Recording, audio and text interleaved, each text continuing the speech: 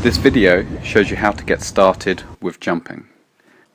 Starting with the basics of small, safe practice jumps, then the technique for large jumps, and a look at the most common mistakes. The basic idea behind small jumps is to steer your kite up towards 12 for lift, then bring your kite forward as you land to ride off. But let's look at that in more detail. You should be riding first of all at a medium slow speed, leaning back gently. Your bar should be out so you can keep your edge. With the bar out, you steer your kite towards 12 slowly for a small jump. As the kite nears 12, pull in the bar for lift, then start steering the kite back in front to keep riding. Okay, I'll play that once more, reversed for goofy riders. Remember, you could easily jump high if you ride fast or you bring your kite up too quickly. Try to keep the kite speed and board speed low at first, as doing lots of small jumps will teach you more than crashing a few big ones. Once you're consistent with small jumps, you can gradually build to the bigger ones. Basically, you'll start riding faster, steering the kite up quicker, but there are a few important differences in technique that you need to learn. Okay, so let's look at bigger jumps in detail. You'll be riding in faster and leaning back harder to hold your edge. You then steer your kite up a little faster than before. As the kite's reaching 12, you'll feel a bit of lift kicking in. You want to quickly pull in the bar and pop out of the water to take off.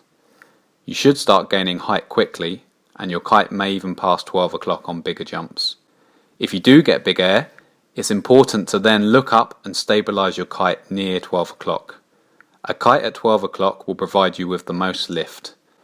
You should keep it there as you fall. Only once you're getting near to the water again would you move the kite in front. Just before landing, you should aim to bring your kite down by about 30 or 40 degrees. The amount you dive your kite just before landing has a big effect. If you land with the kite still at 12 o'clock, you may fall softly, but you will sink into the water and your kite may stall out of the sky.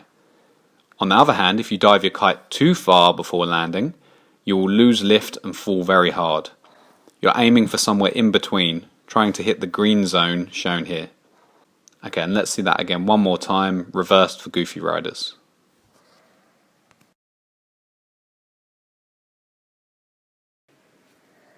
Here's 3 of the most common mistakes for you to watch out for.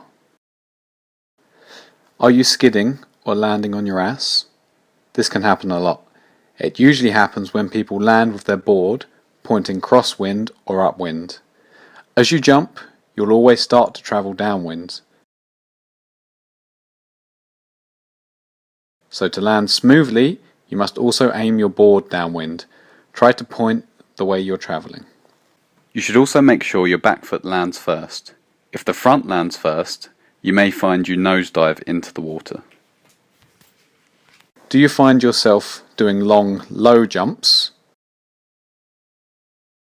To prevent it, you must remember to keep leaning back and holding your edge all the way until the kite lifts you.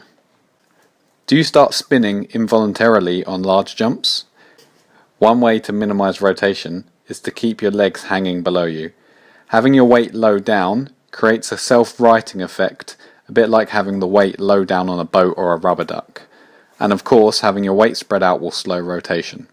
Good luck learning to jump, and I hope this video helps.